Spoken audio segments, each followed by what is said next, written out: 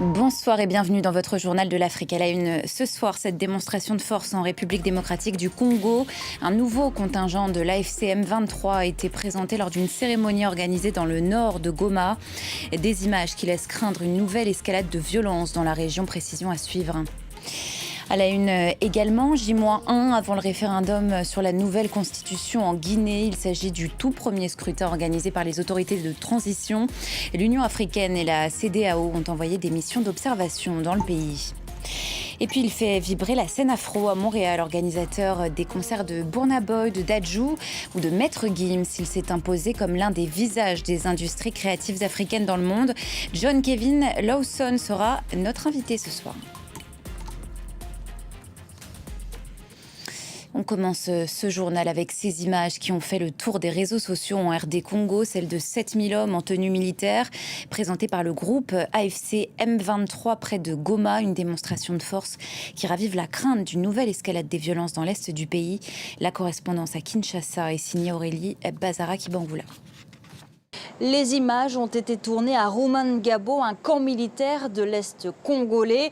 La FCM 23 y présente plus de 7000 hommes en tenue militaire. Alors, selon les rebelles, il s'agit de nouveaux commandos présentés comme étant d'anciens militaires des forces armées congolaises ou encore des Wazalendo qui se sont rendus. Dans la vidéo, le coordinateur du mouvement, Corneille Nangaa, les appelle à œuvrer pour la libération du Congo jusqu'à Kinshasa. Alors, ces images ont fait réagir les autorités congolaises. Le porte-parole de l'armée, le général Sylvain Ekenge, parle de prise d'otages de militaires congolais. Alors pour les spécialistes, la présentation de ce nouveau contingent est une démonstration de force. Sur le terrain, depuis plusieurs semaines, la situation se tend. Les rebelles soutenus par le Rwanda et l'armée congolaise, appuyée, elle, par des groupes armés locaux, ont renforcé leur position militaire. Une montée de tension alors que les discussions de paix au Qatar semblent dans l'impasse. Les deux parties s'accusent mutuellement de ne pas avoir respecté les accords de paix déjà signés. En Guinée, c'est une étape importante pour le retour à l'ordre constitutionnel. Ce dimanche, près de 7 millions d'électeurs sont appelés à se prononcer sur la nouvelle constitution. Il s'agit du tout premier scrutin organisé par les autorités de transition. Alors pour l'occasion, l'Union africaine et la CEDEAO ont envoyé des missions d'observation dans le pays. Précision depuis Conakry, signé Malik Diakité. À quelques heures de l'ouverture des bureaux de vote, les missions d'observation peaufinent leur stratégie. L'Union africaine et la CEDEAO ont envoyé des observateurs. Les organisations de la société civile, quant à elles, ont mis en place une synergie avec 6 000 observateurs pour 23 000 bureaux de vote sur l'ensemble du territoire. Nous avons mis en place un village électoral qui est notre centre de commandement. Ce dispositif qui va nous permettre de collecter les informations sur l'ensemble du territoire national, de les traiter, les analyser à travers les experts électoraux que nous avons. Nous veillerons à ce que chaque voix puisse être comptée pour que les résultats qui seront donnés des urnes soient les résultats qui reflètent effectivement la voix du peuple de Guinée. Ce samedi, des véhicules militaires blindés sont visibles dans plusieurs endroits de la ville de Conakry. Selon le haut commandant de la gendarmerie nationale, plus de 4000 agents des forces de défense et de sécurité ont été mobilisés avec des véhicules blindés et des hélicoptères de combat pour sécuriser le scrutin.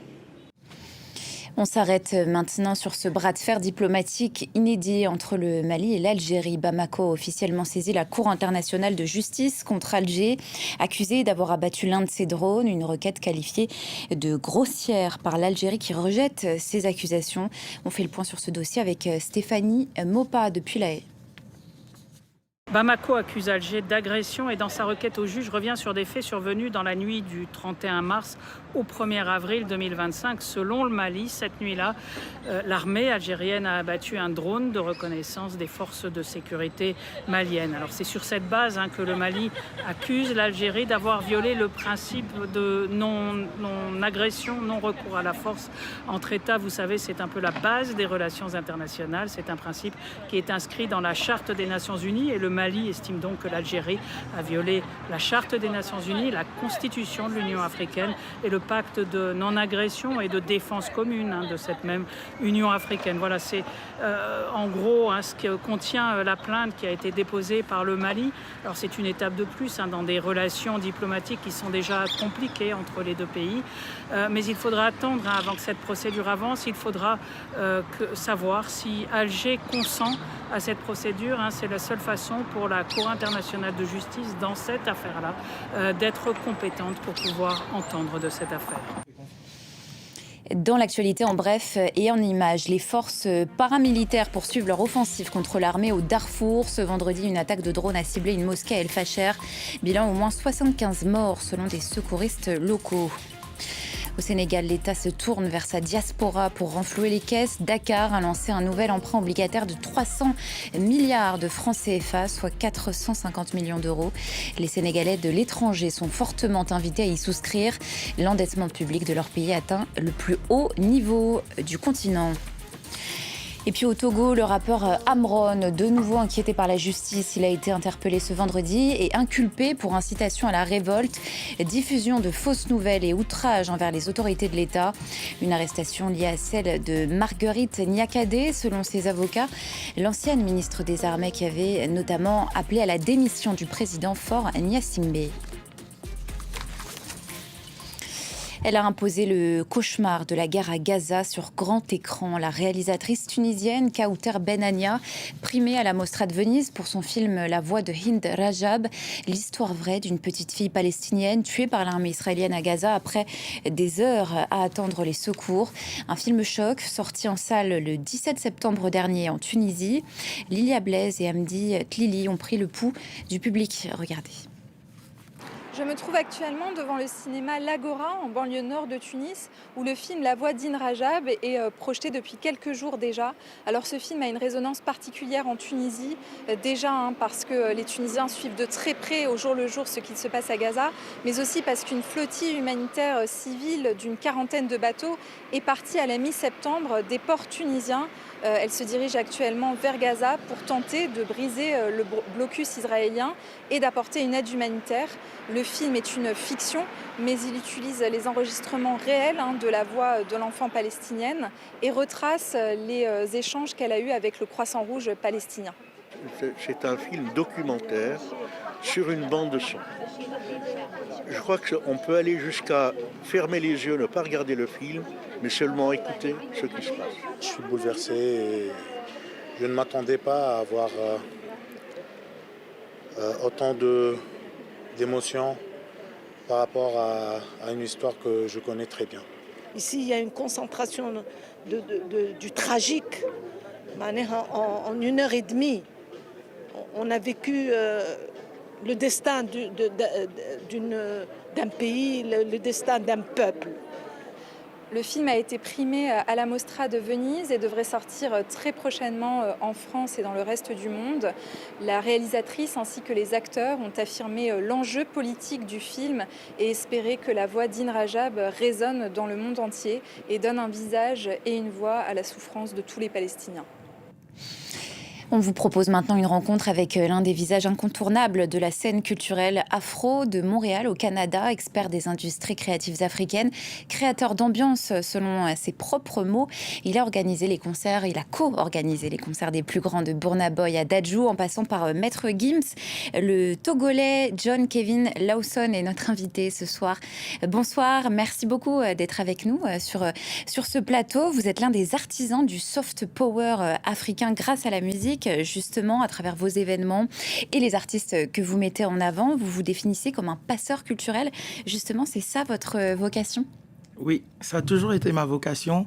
Et je vais profiter pour lancer D'ailleurs, merci déjà pour l'invitation, Nina. Je vais profiter déjà pour lancer un clin d'œil à Mewe, qui est un artiste hier qui a fait 35 ans de carrière ici à Paris au Casino, qui m'a beaucoup lancé, qui m'a beaucoup aiguillé, qui m'a passé pas mal de contacts et qui m'a encouragé dans cette voie-là. Donc la musique pour moi c'est une passion et comme vous l'avez dit, c'est un moyen aujourd'hui de me rapprocher des gens, voir les gens heureux. Ça a toujours été une joie pour moi et je vis de ça. Quelle est la place de la musique justement dans le soft power africain aujourd'hui ? Voilà. Quand on parle de musique afro aujourd'hui, beaucoup de personnes font l'erreur de penser juste à l'afrobeat. La musique aujourd'hui, pour moi, est un outil, un moteur qui influence l'économie, qui influence le social, mais aussi tout ce qui est culturel.